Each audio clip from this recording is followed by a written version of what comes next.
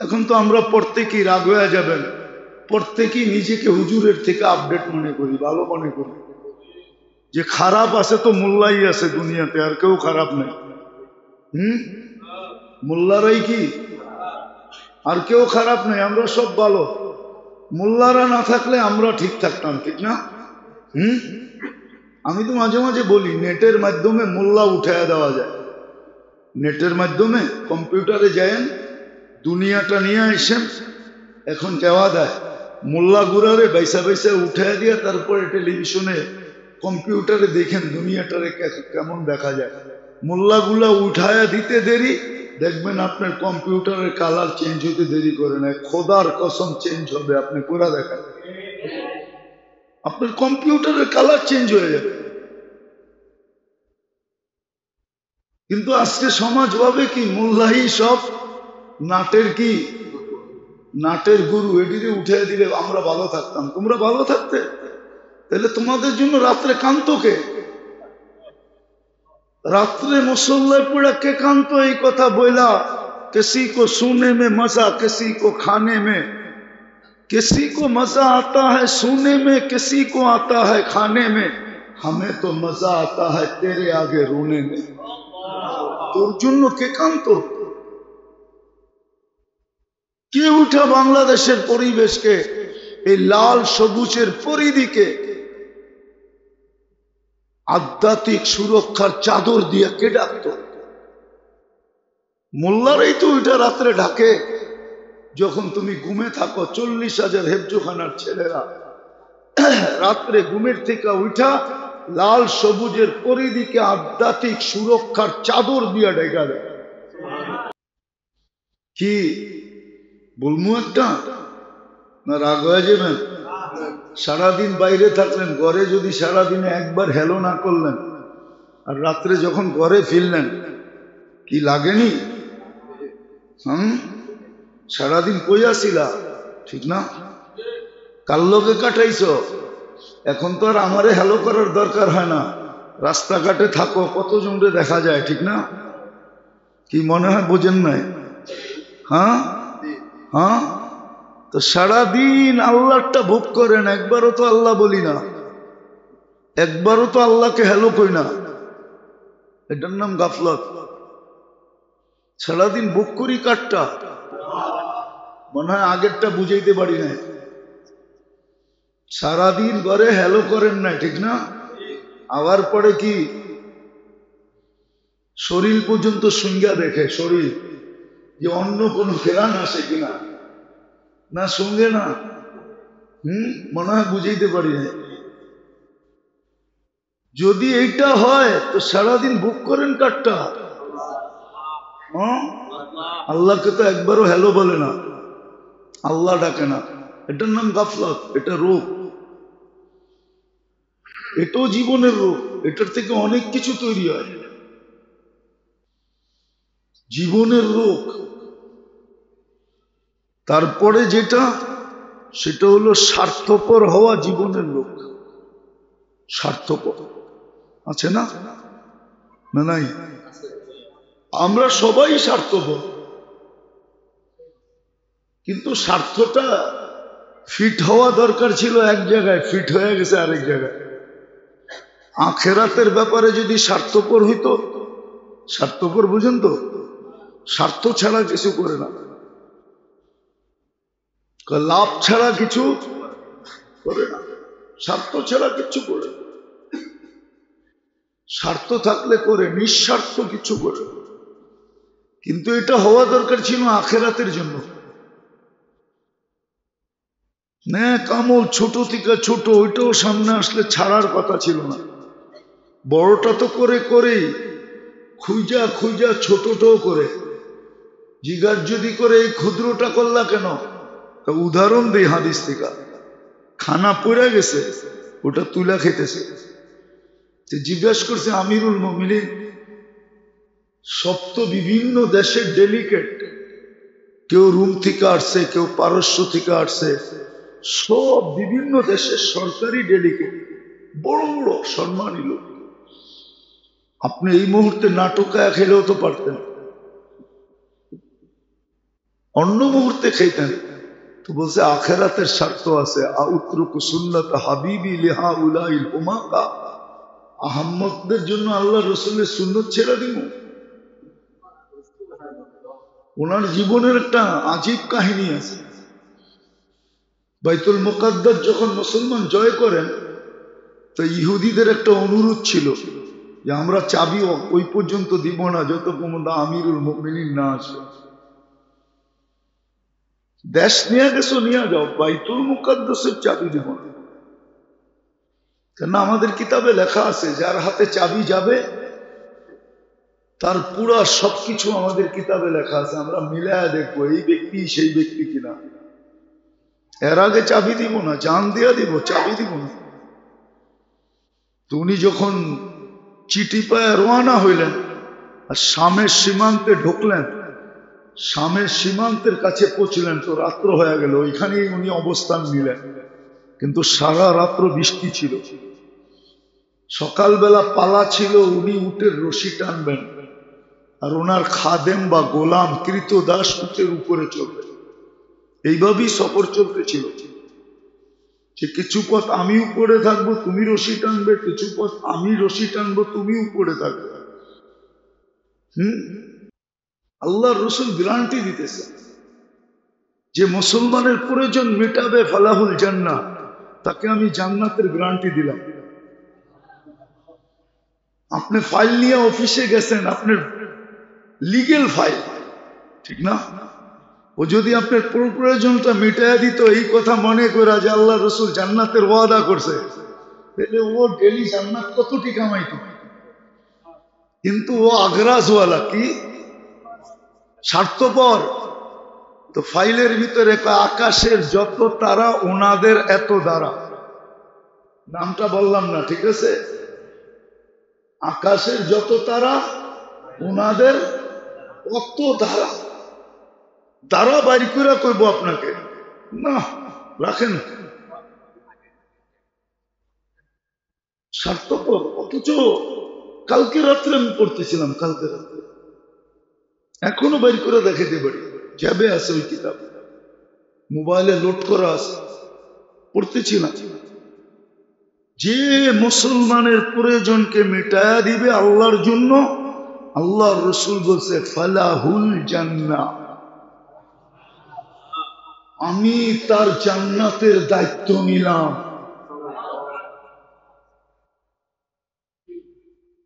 কি ওর কি বেতন কমে যেত? কিন্তু ওই যে স্বার্থপর, জান্নাত যায় যাক, জান্নাত যায়, জান্নাত দিয়ে কি করব? দুনিয়া হওয়া চাই, ঠিক না? দুনিয়া মাঝে মাঝে তো দেখা যায় বাড়ি থুইয়া জঙ্গলে ঘুরে, ঠিক না? এটাও তো দেখা যায় না, দেখা যায় না? কে করছে এটা? বাড়ি থুইয়া হাসপাতালে চিতয়ে আছে, ঠিক না? এটাও তো দেখা যায়। সবকিছু বাদেই দিলাম, কবরস্থানে কেমনে শুয়ে আছে এত সুন্দর বাড়ি থুইয়া। আমার মনে হয় 2-3 দিন আগেই আমি কোথাও গেছিলাম, প্রোগ্রাম তো ডেলি যাওয়া হয় গ্রামগঞ্জে, তো কিছু বাড়িতে যাওয়া হয়।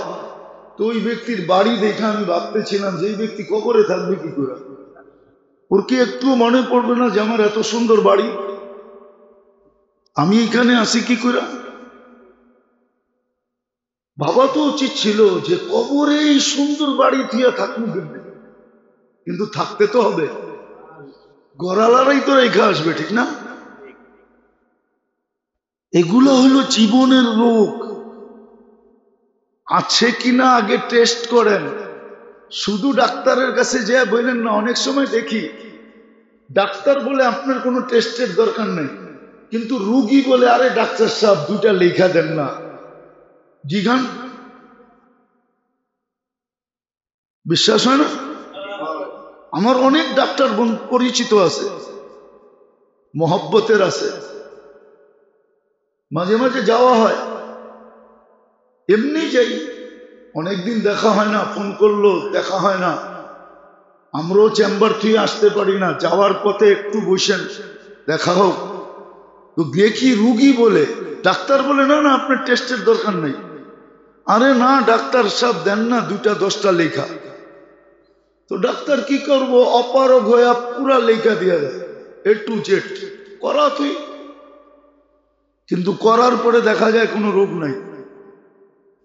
তো মাঝে মাঝে টেস্ট করেন আপনার এই রোগগুলো আছে কিনা। এটার প্যাথোলজি সেন্টার আছে, আছে, কিন্তু সাইনবোর্ড লাগানো নাই। আপনাকে খুঁজে বের করতে হবে। কেন সাইনবোর্ড বয়ে লাগায় না, আবার ব্যাটালার আয়া যদি ব্যাট চায় তাহলে কি করব? ওই ব্যাটা তো পয়সা নেয় না। আয়া তো ব্যাটালারা ব্যাটও চাইতে পারে, সাইনবোর্ড দেখলেই তো ব্যাটালা আসে, ঠিক না? মনে হয় হুজুরে বোঝে না, ব্যবসা নাই তো কোত্থেকে বুঝবো? সাইনবোর্ড দেখলেই ব্যাটালারা আসে। এই জন্য এগুলোর সাইনবোর্ড লাগায় না। ব্যাটালা আসবে, ট্যাক্সালা আসবে, কিন্তু আছে লোক, প্যাথোলজি সেন্টার আছে। আপনার এই জীবনে রোগ আছে কি নাই, এটার প্যাথোলজি সেন্টার আছে, দুনিয়াতে আছে। খুঁজা বাইর করতে হবে, খুঁজা, তখন যে বুঝবেন। এই জন্যই আগে নিয়ম ছিল, এখন নিয়ম নেই। আজকে রাজাকেও যেতে হতো, দেশের রাজা পর্যন্ত যে বয়ে থাকতেন, দেশের রাজা পর্যন্ত যে বয়ে থাকতেন। দেখেন, নাইলে কিতাবে কেন লেখা আসলো মালিক ইবনে মারওয়ানের মতো রাজা। আপনি মালিক ইবনে মারওয়ানরে চিনেন না, ইতিহাস পড়েন না, কোত্থেকে চিনবেন? মুসলমান তো নিজেদের সন্তানকেই চিনে না। কেন আত্মীয়তা, রিলেশনশিপের চর্চা আমাদের ভিতরে নাই, দিন দিন শেষ হয়ে যেতে। অনেক আছে এইখানে, খালতো ভাই, চাস্তো ভাই, একটু দূরের রিলেশনকে চিনে না। দেখলে চিনবে না, পরিচয় দিলে চিনে, তুমি অমুক, কিন্তু এমনি কোনো পরিচয় নাই, চিনা নাই। আছে হাজারো, সত্য এটা। রিলেশনশিপের ইয়ে নাই আমাদের ভিতরে। তো যেটা বলতেছিলাম, এই জন্য এটা রোগ, আপনার চিকিৎসা নেওয়া উচিত। আগে ছিল মালিক ইবনে মারওয়ান, ফজাইল ইবনে ইয়াজ রহমতুল্লাহ জুতা বুকে নিয়ে দাঁড়ায় আছে, অথচ আমিরুল মুমিনিন, সময়ের রাজা, বাদশাহ, আর বর্তমান বাদশাদের মতো। জিজ্ঞাসা করছে জুতা বুকে কেন? বলছে এলেমের কদর করতেছি, তুই বুঝবি না, সরেন থেকে। এলেমের কদর করতেছি, এলেমওয়ালা ফজাইল ইবনে ইয়াজ রহমতুল্লাহ আলাইহি, ইমামুল হারমাইন, দুই হেরেমের সবচেয়ে বড় আলেম, ওর জুতার কদর করতেছে, বুকে রেখে। বাদশারা পর্যন্ত যেতেন, মাসের পর মাস পড়া থাকতেন, বৎসরের পর বৎসর পড়া থাকতেন, আল্লাহওয়ালাদের সৌবতে, আলেমদের সৌবতে। এখন পড়া থাকবে কেন? দিলের ভিতরে যে দল মনটা আছে, ওটা আন্ধা হয়ে যায়, চোখে অন্ধ হয় না। চোখে অন্ধ হবে কালকে। ومن أعرض عن ذكري فإن له معيشة ضنكا ونحشره يوم القيامة أعمى। কিয়ামতের দিন অন্ধ উঠবে। আজকে দিলের চক্ষু অন্ধ হয়ে যায়। তো এমন কি স্বার্থপর এরকম হওয়া হয় যে দিনটাও দুনিয়ার জন্য করে, দিনটাও দুনিয়ার জন্য করে। মাঝে মাঝে দেখি, রাগ হয়ে যাবেন বলবো, কিছু লোক দেখবেন শুধু জুমার দিন আসে, কিন্তু এরম বাপচক্কর লয়ে আসে, বইনা ঠইনা কাপড় চোপড় পারফিউম সারফিউম লাগাইয়া আইসা, এলাকার সংক্রান্ত লোক এমন বাবলয়ে আসে, মনে হয় আজকে আল্লাহর নামে আলাইব, নাইলে আবাদত করে আল্লাহরে চাঙ্গে উঠে দিবে। চাং বুঝেন তো, ডাকায়া শব্দ, আপনারা নাও বুঝতে পারেন। আল্লাহরে উপরে উঠে, আবার দেখবেন তসবি একটা রাস্তা দিয়ে জপতে আইতেছে। এটা এই জন্য যে ওর স্বার্থ, এটার থেকে রিয়া পয়দা হয়। রিয়া কি? রিয়া বুঝেন? রিয়া পয়দা হয়, ওজব পয়দা হয়, এগুলো সব আরবি শব্দ। সোমা পয়দা হয় আগ্রাস থেকে, কারাজওয়ালা, স্বার্থপর যখন। এটাও জীবনের রোগ। এটা মানুষকে ফতুর বানায় দেয়। পরিষ্কার এখনো নাম বলবো না, কিন্তু দিস আসল যে শিক্ষা ওইটা শিখতে হয়। জাহালাতের রোগ, এটাকে অজ্ঞতা বলে, জাহালত বলে। এই জন্যই শিখতে বলছিল, আসল শিক্ষা শিখো। কয়টা শিখতে হবে এটাও বলে দিছিলেন, এটার উপরে কিতাব আছে, এই কয়টা শিখো। তারপরে যেটা হয় এটা হলো গাফলাত, উদাসীন থাকা, সারাদিন আল্লাহকে ভুলা বসা থাকা। অনেক কিছু তৈরি হয় গাফলাত থেকে। এই জন্য বলছে এটার থেকে চিকিৎসা করো, যেন দিনে অনেকবার, কয়েকবার, শতবার যেন তুমি আল্লাহকে হ্যালো বলো। হ্যালো বলো তুমি, বলে তারপরে রোগ যেটা হয়, তারপরে রোগ যেটা হয় এটা হলো আখলাক। আখলাকের দুর্বলতা হয়, আখলাক থাকে না, চরিত্র বলতে কিছু থাকে না। আর চরিত্র যখন খারাপ হয়, কাহিনী মনে উঠছে সত্য, এই জন্য বলতেছি, নাহলে বলতাম না। বাগদাদে বলে একবার আছে না আমাদের দেশে, পাগল মহিলা থাকে রাস্তাঘাটে। হ্যাঁ, বলে এ বলে প্রেগনেন্ট হয়ে গেছে। তো বাদশাহ প্রশ্ন করছে যে এটা করলো কে, বাহির করো। কে করলো? তো গোয়েন্দা খুঁজতে খুঁজতে খুঁজতে খুঁজতে একদিন দেখতেছে এক ব্যক্তি, আগের যুগে তো কালি বানাইতে হইতো, আমরাও কালি বানাইতাম, কলমে ভরতে হইতো অথবা চুবায় চুবায় লিখতে হইতো, ঠিক না? আমরাও কালি বানাইতাম ছোটবেলা, অথবা দোয়াত কিনতে পাওয়া যেত, নাম ভুলে গেছি, কি কোম্পানি জানি ছিল, 2-3টা কোম্পানি ছিল, কালি খুব ভালো ছিল, ঠিক না? ওটার ভিতরে হয়তো বইরা নাইলে চুবায়া লিখতাম, মনে আছে? তো দেখতেছে বৃষ্টি হয়েছে, ড্রেনের পানি দিয়া কালি বানাইতেছে। তোরে ধরে নিয়ে গেছে পুলিশ।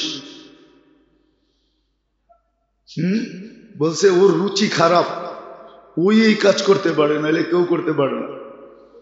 বলে যখন ওর কাছ থেকে জেরা করছে, পিটাইছে, তো স্বীকার গেছে, হ্যাঁ আমিই করছি। তো মানুষের চরিত্র যখন নষ্ট হয়, এটাও রোগ, এটাও এটাও এটাও রোগ, এটাও রোগ। চরিত্র নষ্ট হয়ে যাওয়া এটাও রোগ। এটাও কি? বিরাট বড় রোগ। বিরাট বড় রোগ হয়, বিরাট বড় রোগ। এটা দ্বারা সব অতিষ্ঠ হয়ে যায়, সব। চরিত্র যখন খারাপ হয় তখন কি করে? সমাজ অতিষ্ঠ হয়, সমাজ। এটাও জীবনের রোগ, চরিত্র খারাপ হয়ে যাওয়া, আখলাক নষ্ট হয়ে যাওয়া। আর আখলাক যখন সুন্দর হয়, হায় হায়,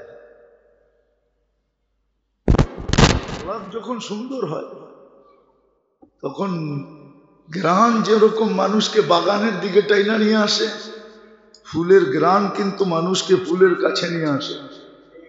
ফুলের গ্রাম মানুষকে কি করে, কোথায় টানে? বাগানের দিকে, ফুলের কাছে টাইনা নিয়ে আসে, ঠিক না? আখলাক যখন সুন্দর হয় তো মানুষকে ওর দিকে টাইনা নিয়ে আসে। সত্য এটা। আর আখলাক বড় উঁচা, ওয়েট অনেক বেশি। দুনিয়ায় সবচেয়ে ওয়েটওয়ালা কি জিনিস জানেন? লোহায় ওজন বেশি না সীসায় ওজন বেশি? কোন জিনিসে ওজন বেশি জানেন? পারতে ওজন বেশি। সবচেয়ে ওজন বেশি কিসে? পারতে ওজন বেশি, লোহার চেয়ে ওজন বেশি, সীসার চেয়ে ওজন বেশি। পারত চিনেন? পারতে কি ওজন বেশি? সমস্ত আমলের ভিতরে আখলাকের ওজন বেশি। যার আমল নামায় আখলাক যদি একটাও থাকে, যদিও আখলাকের শাখা প্রশাখা 360টা, একটাও যদি কার আমল নামায় থাকে, তাহলে ওই আমল নামা একটাই ঝুকানের জন্য যথেষ্ট। অপর ছেটে গুণা যত থাকুক, এক আখলাকে পাল্লা চুকায় দিবে। আখলাক বড় ওয়েটালা, বড় ওজনদার, বড় ওজনদার। আর আখলাকের পরিচয় আছে, আখলাক আলাকে।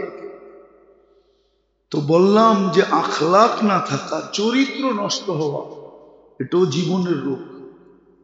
চরিত্র নষ্ট হওয়া এটা জীবনের রূপ। কর্মচারী দেখা,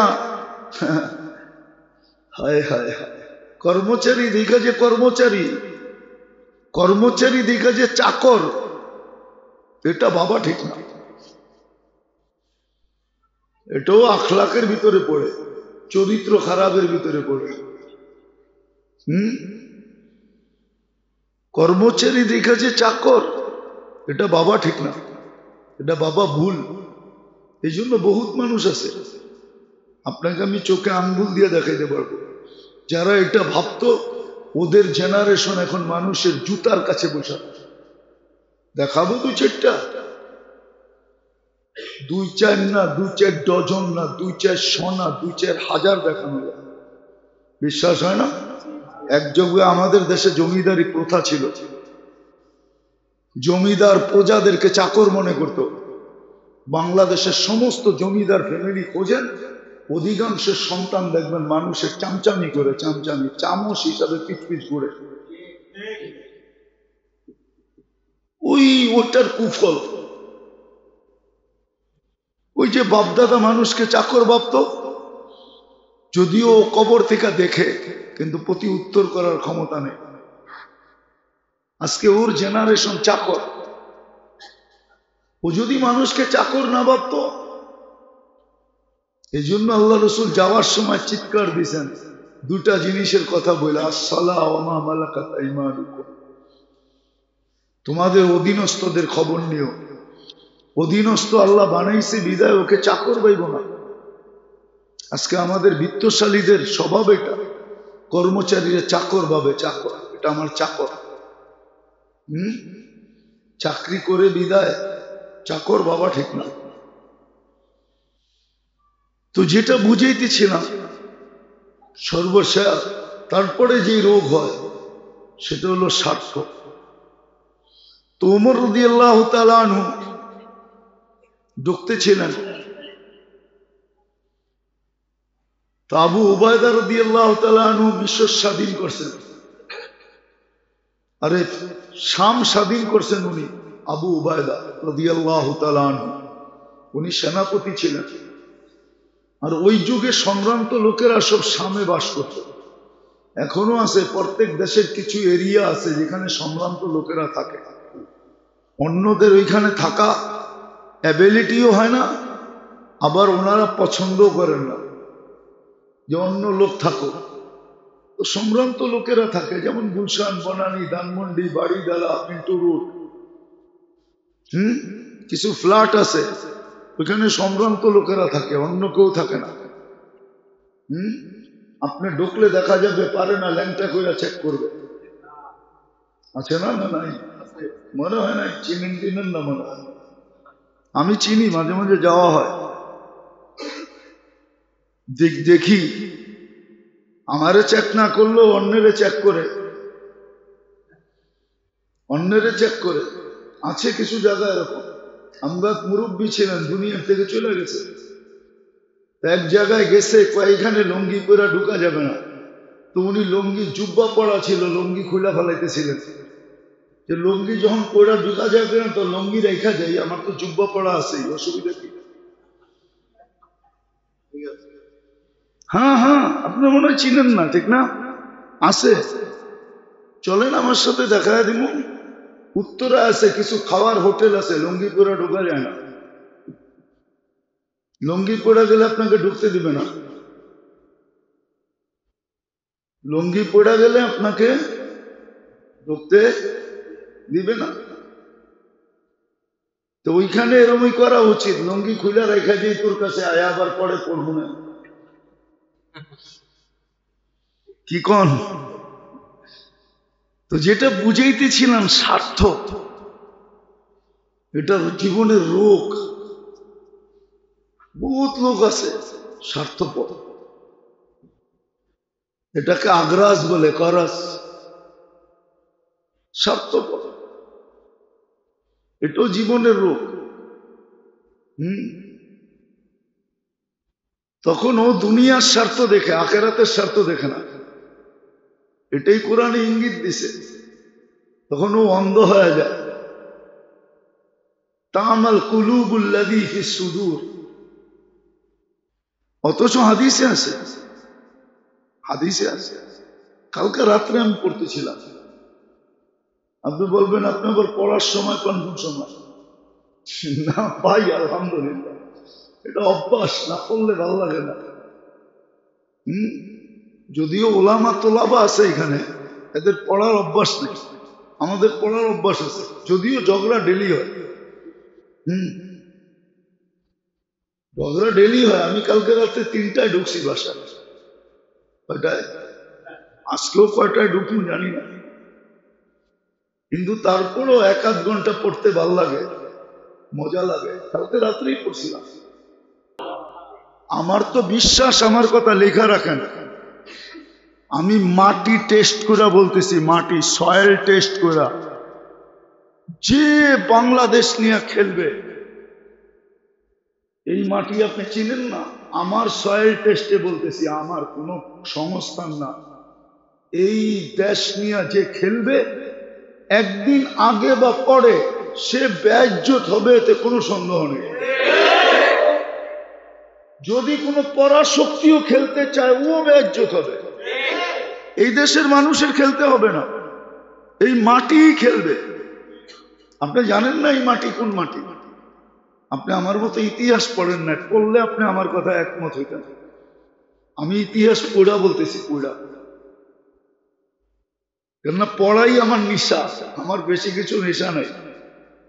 খাওয়া আমার নেশা না, পান আমার নেশা না, পান করা আমার নেশা না। হ্যাঁ, আরেকটা আছে, পান খাওয়া নেশা আর পড়া নেশা, এই দুটা ছাড়া কোনো নেশা নাই। আমি সয়েল টেস্ট করে বলতেছি, এই মাটি নিয়ে কোনো পড়া শক্তিও যদি খেলে তো বেইজ্জত হবে। লেখা রাখেন আপনি, আমি নাও থাকতে পারি, আপনি দেখবেন ও বেইজ্জত হবে। আপনি চিনেন না বাংলাদেশের মাটি কোন মাটি?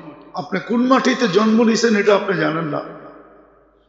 আপনি রাত্রের আকাশ দেখেন তো না, ঘুমায়া দেখেন, নাহলে টেলিভিশন দেখেন, ছাদে ওঠেন।